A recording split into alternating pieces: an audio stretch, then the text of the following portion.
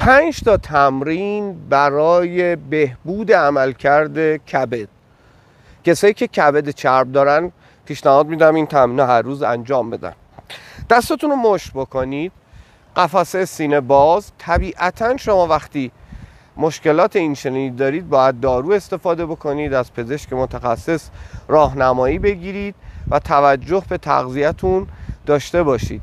ولی این تمرینات هم میتونه کمک کننده باشه. دستمشت به این شکل قفسه سینه رو میچرخونیم به سمت چپ، کف دست رو میکشیم به سمت جلو، دستمشت میشه.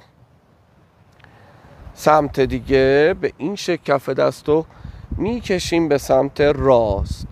قفسه سینه بازه بچه ها. ما داریم با این حرکت ها روی مریدین و جریان انرژی روی ارگان کبد و مریدیانی که روی ارگان کبد وصل هست کار میکنیم. به این شکل وسط دم،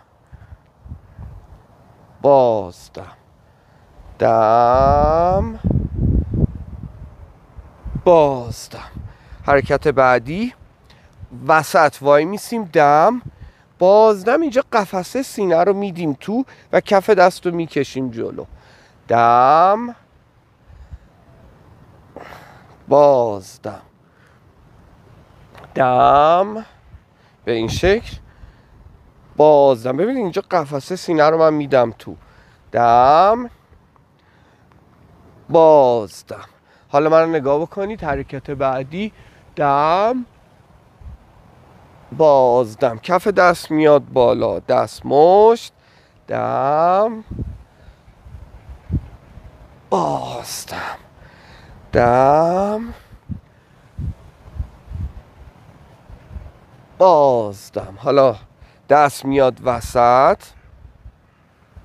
دم میگیریم، بازدم، کف دست رو میدیم عقب، دوباره دست میاد وسط. اینجا وقتی دست میره عقب قفسه سینه باز میشه، دوباره دم، بازدم، دم، بازدم. حالا من نگاه بکنید، دستا رو کنار بدن رها میکنیم، دست راست میاد بالا به این شکل، من میچرخم چپ، دست دیگه کنار بدن میمونه، دست دیگه کف دست میره بالا و میچرخم پشت رو نگاه میکنم، بعد دست دیگه میاد به این شکل. حرکت پنجم رو انجام میدیم. این 5 تا حرکت